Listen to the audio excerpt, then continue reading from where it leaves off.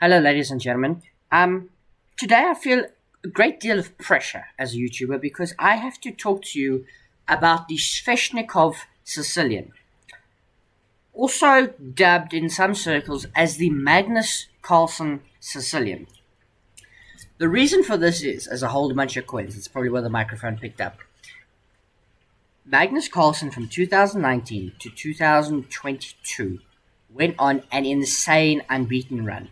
And part of that unbeaten run was him making use of this Sicilian and absolutely slaughtering people to the point Fabiano Caruana prepped beyond his life and played 6 games in this variation against Magnus Carlsen in the 2018 World Championship. So actually the run started before then.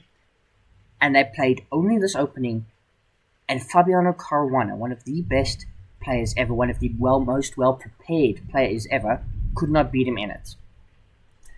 So I'm going to try and teach you how to play the Sveshnikov Sicilian. So let's have a look at the board. And already you're going to be like, oh my goodness, how did we get here? Never you fear, I shall show you. As a reminder, moves are always in the description down below. So, e4. c5. Let me put the volume up. Knight to f3 as it pours outside of my house with rain. Knight to c6. Not d6 as we've spoken a lot about in some of the other variations, but knight to c6 straight away. d4 takes.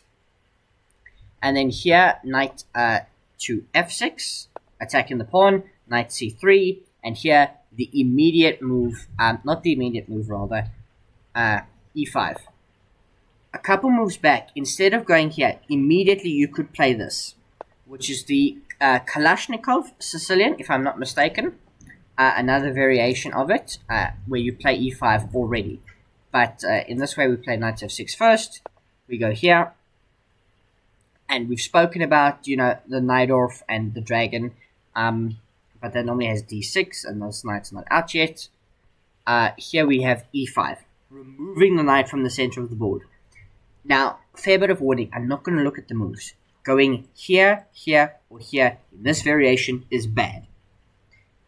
It just is. So we're not going to look at it. This game has been played to death.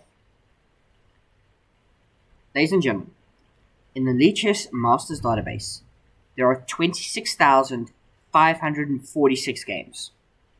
26,042 of them go knight db5. So let that sink in. Only like 500 or so games have any other move. 96% go with this. And now you're forced, 99% of the time, d6. Because you need your dark square bishop to defend the pawn. Otherwise that knight was landing there, and it is a massive problem. And then here we get bishop to g5, a6, and then knight a3. I'm going to cycle back very quickly. I know I stressed the importance.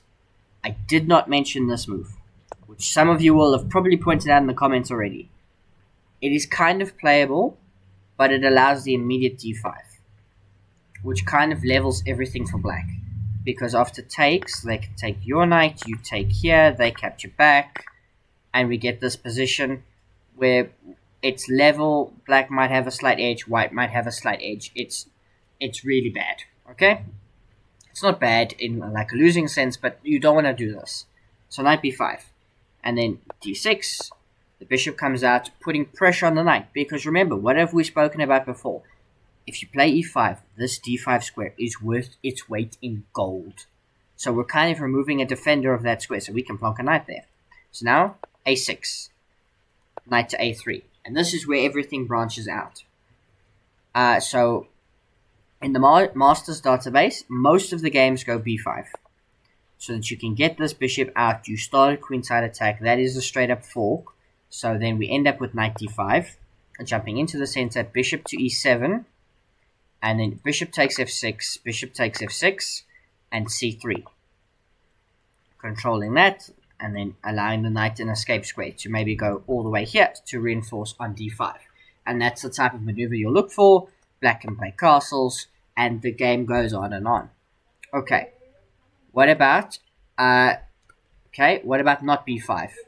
what else is there? Well, there's bishop to e6. So instead of maybe looking for a fianchetto, you just play bishop to e6 straight away, at which point we get knight to c4, rook c8. The benefit of having a half-open c-file, you can immediately use it to put pressure. Then white plays bishop takes f6. And then here, there are two choices. G takes f6, which is very attacking and dangerous, or you've got the more safe queen takes f6. Okay. Knight a3. What else is there? We're now scraping the barrel. We're now going not into the Lee chess database. We're now going fully into the Lee chess database. So b5, bishop e7, bishop e6. So we'll look at bishop e7. 500,000 games here. It's just probably, you can see the advantage swelling for white because of knight to c4. You're putting pressure on that pawn, and it can't be defended. So at a point after, let's say, b5 is a horrible mistake, simply because of bishop takes f6. And you might say, but what about this?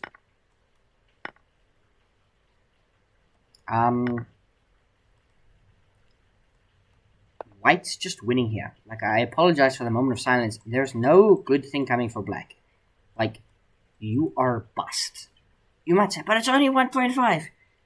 You're bust as black. So, not playable. Knight c4, b5, not playable here. So, what is the playable move? Bishop e6 is fine. Castles is probably okay. Well, castles is okay. Bishop e6, g6, which looks very weakening, but is fine. Black's got up two moves. Just don't play b5, because remember, you're putting pressure on all of this. Your knights are jumping into the center, so that's probably why in this position, instead of bishop to e7, b5 is played, because you don't allow knight to c4, and you have to force black to play in other ways. So it does fall unto you. But what was the main plan of black? Well, Magnus Carlsen's main plan in any position, obviously not this one, was he would get this. It would be very imbalanced, and he would play f5. He would go here, he would castle, he would tuck his king away, and he would play f5. Like, there was a point where Jan Nepomucci did everything in his power. He played like g4, and he played c4, and he literally made sure Magnus could not play any pawn break. Magnus manufactured one pawn break, and then another, and then he got in f5. Because that is the whole point of the Sveshnikov. Not the whole point, but it is the plan. f5. You strike back in the center, you open up the rook, and you attack. And you attack, and you attack until they are dead. Or, well, basically till you win. Please don't beat your opponents physically. And that is the Sveshnikov. It looks very weird, and it's lots of theory to remember.